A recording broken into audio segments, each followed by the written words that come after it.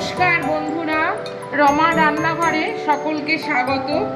আজকে দেখুন আমি একটা রেসিপি যেটা রান্নার দেখাচ্ছি, সেটা হচ্ছে ডিম কারি। একদম ডিমের তো অনেক রকমই করে খেয়েছেন, কিন্তু আজকের এই রান্নাটা একদম খুব সহজভাবে নতুন পদ্ধতিতে করছি। অবশ্য খেতে অসাধারণ লাগে ডিম কারিটা, আর খুব সহজে নতুন রাঁধুনি যারা তাদের পক্ষে তো ঝটপট করে নেওয়া ভীষণ সহজ রান্নাটা। তা আমি কিভাবে করছি আপনারা দেখুন, আমি দেখাচ্ছি। এই দেখুন, আমি এখানে 6টা ডিম নিয়েছি, এই কড়াতে তেল দিয়েছি, 4 টেবিল চামচ তেল দিয়েছি। এটা সর্ষের তেলেই করতে হবে। এই দেখুন, আমি এবার ডিমটা ছেড়ে দিচ্ছি, ভেজে নেব।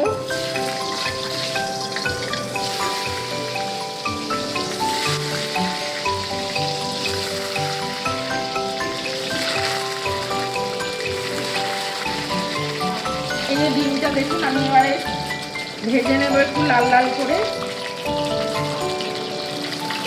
এই ডিমটা লাল লাল করে ভেজে নিচ্ছি। তারপরে আমি কিভাবে ডিমের কারিটা করব সেইটাই আমি দেখাচ্ছি। দেখুন বন্ধুরা, এখানে আমি একটা মিডিয়াম সাইজের পেঁয়াজ জিরি করে কুচিয়ে নিয়েছি, আর এই পেস্টটা বানিয়ে রেখেছি। এর মধ্যে আমি একটা পেঁয়াজ, মিডিয়াম সাইজের পেঁয়াজ দিয়েছি, আর ছোট 1 ইঞ্চি মতন একটু আদা, 4 কোয়া রসুন, আর একটা টমেটো, আর 4টে কাঁচা লঙ্কা। এইটা আমি পেস্ট করে রেখেছি। ঝালটা আপনারা যে যার মতন খাবেন সেই রকমভাবে বুঝে ঝালটা দেবেন। আমি এই পেস্টটাকে বানিয়ে রেখেছি। এবার দেখুন, আমি এইটা ভেজে নিচ্ছি। এটা অসাধারণ খেতে লাগে। শুকনো ভাত দিয়ে, রুটি দিয়ে, পরোটা, লুচি, ফ্রাইড রাইস সবের সঙ্গেই অসাধারণ লাগে এই ডিম কারিটা। আর একদম সহজ বানানো, একদম কোনো ঝামেলা নেই, আর ঝটপট বানানো হয়ে যায়। না, আমি যেভাবে দেখাচ্ছি আপনারা ঠিক সেইভাবে বানিয়ে করে দেখুন।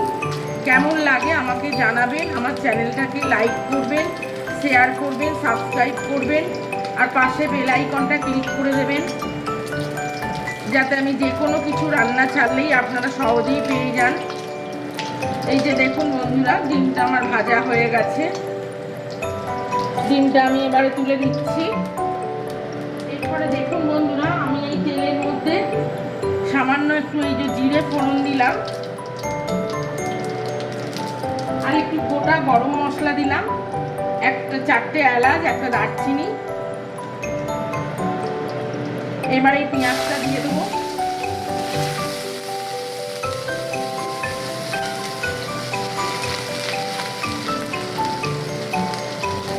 পেঁয়াজটা একটু ভেজে নেব, হালকা লাল করে একটু পেঁয়াজটা ভেজে নেব।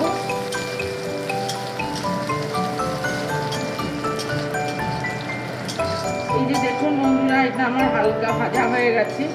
এর থেকে আর বেশি ভাজবো না, তাহলে পরে পুড়ে যাবে, আর পুড়ে গেলে পরে টেস্টটা অন্যরকম হয়ে যাবে। এইবারে দেখুন, আমি যে মশলাটা পেস্ট করে রেখেছিলাম সেটা দিয়ে দিচ্ছি। বাকিটা দিয়ে একটু সামান্য জল দিলাম। অসম্ভব সুন্দর খেতে হয় এই ডিম কারিটা। না করে খেলে পরে বুঝবেন না। আমার কথা মতন একবার অন্তত এইভাবে করুন, অসাধারণ খেতে লাগে।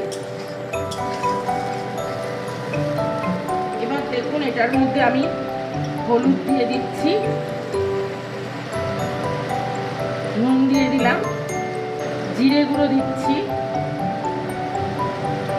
একটু ধনে গুঁড়ো দিয়ে দিলাম, একটু লাল লঙ্কার গুঁড়ো দিলাম ঝালের জন্য। ঝালটা আপনারা যেরকম খাবেন বুঝে দেবেন। আর সব শেষে একটু কালারের জন্য কাশ্মীরি লঙ্কার গুঁড়ো দিলাম।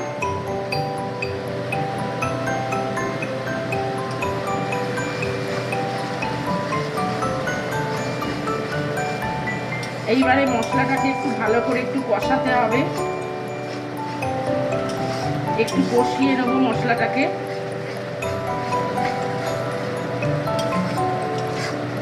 এই পেঁয়াজের রসটা যতক্ষণ না মরবে ততক্ষণ অবধি একটু কষাতে হবে।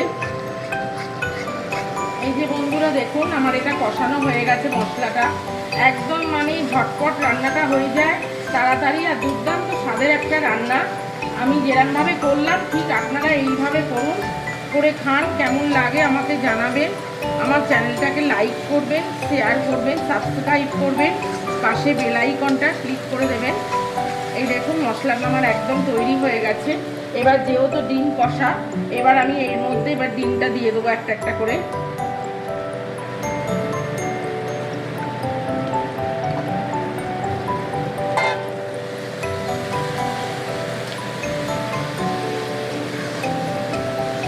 অসম্ভব সুন্দর হয় খেতে। আমি ঠিক যেভাবে করলাম দেখালাম, আপনারা ঠিক এইভাবে করুন, করে খান। সামান্য দেখুন একটু জল দিচ্ছি, এটা যেহেতু কষা ওই জন্য এটা বেশি জল হবে না।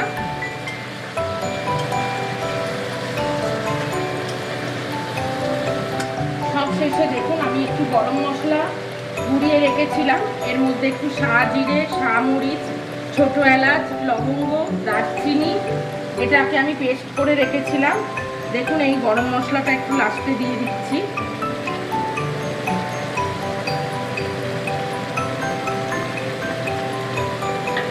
ব্যাস আমার রান্নাটা পুরো কমপ্লিট হয়ে গেছে। দেখুন কত সহজেই হয়ে গেল, আর দেখতে দেখুন এত অসম্ভব সুন্দর হয়েছে। খেতেও যেমনি দেখতেও হয়েছে তেমনি এটা খেতেও সুন্দর। তা আমি যেভাবে দেখালাম আপনারা ঠিক এইভাবে করে খান, খেয়ে কেমন লাগে আমায় জানাবেন। আমার চ্যানেলটাকে লাইক করবেন, শেয়ার করবেন, সাবস্ক্রাইব করবেন, পাশে বেল আইকনটা ক্লিক করে দেবেন। আজ তাহলে বন্ধুরা এই পর্যন্ত, নমস্কার।